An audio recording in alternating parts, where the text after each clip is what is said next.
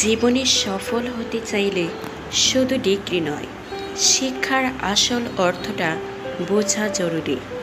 আচরণ, সততা আর জ্ঞান, এই তিনটি একজন মানুষকে বড় করে তোলে, সার্টিফিকেট নয়।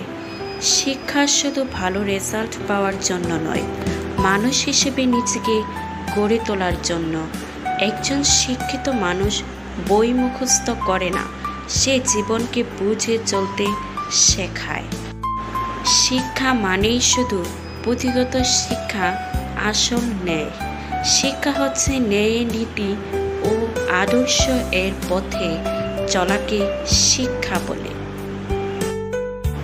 শিক্ষা অর্জন করা সহজ, কিন্তু প্রকৃত শিক্ষা অর্জন করা সহজ নয়।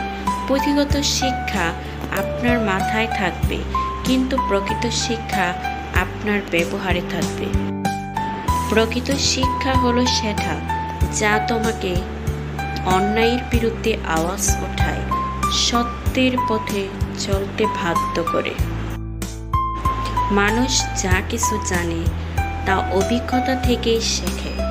শিক্ষা মানুষকে সত্য ও ন্যায়ের পথে চালিত করে।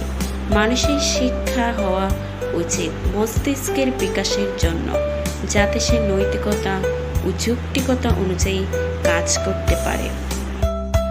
শিক্ষার আসল লক্ষ্য হচ্ছে শিক্ষার্থীকে স্বাধীন চিন্তা করতে শেখানো, যাতে সে নিজেকে এবং পৃথিবীকে নতুনভাবে আবিষ্কার করতে শেখে। শিক্ষা ভবিষ্যতের পাসপোর্ট, কারণ আগামীকাল তারই জন্য প্রস্তুত যারা আজকের দিনে শিক্ষা গ্রহণ করেছে। শিক্ষার মূল হচ্ছে আনন্দের মধ্যে শেখা, এক ধরনের সুখ। শিক্ষার উদ্দেশ্য হল সত্য, সুন্দর চিন্তা এবং জীবনের উচ্চতম লক্ষ্য অর্জন করা।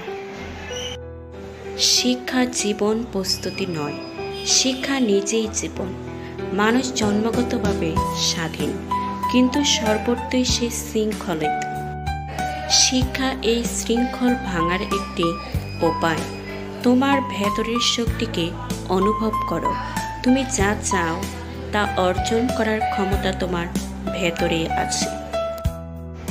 বুদ্ধিমানের কাছে সময় খুব মূল্যবান, তাই তারা অপ্রয়োজনীয় কাজে সময় নষ্ট করে না।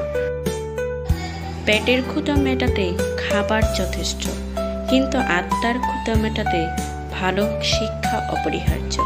ভুল থেকে শিক্ষা নিয়ে এগিয়ে যাওয়াই জ্ঞানীর কাজ। জ্ঞান অর্জনের কোনো শেষ নেই, তবে নিজের সীমাবদ্ধতা সম্পর্কে সচেতন থাকা গুরুত্বপূর্ণ। সত্যের পথ কঠিন হলেও শেষ পর্যন্ত তার সঠিক গন্তব্যে পৌঁছে দেয়। ধন্যবাদ সবাইকে।